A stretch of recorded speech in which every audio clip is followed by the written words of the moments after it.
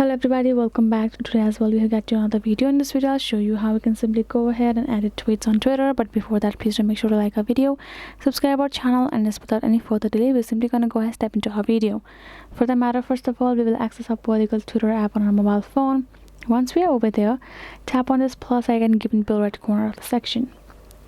And now we're gonna tap on this got it and simply type in a text for us. This is the tweet of ours, right? Once we tap on this post, our tweet will be posted.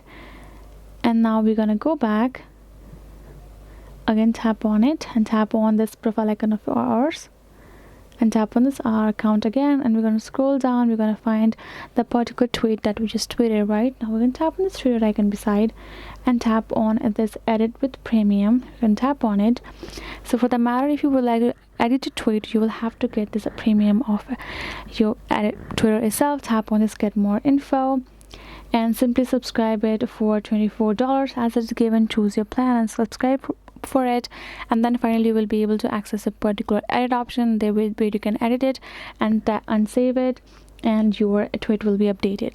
That is the way you can do it. Hope this video was helpful to you all. Thank you so much for watching, and I'll see you guys in our next video.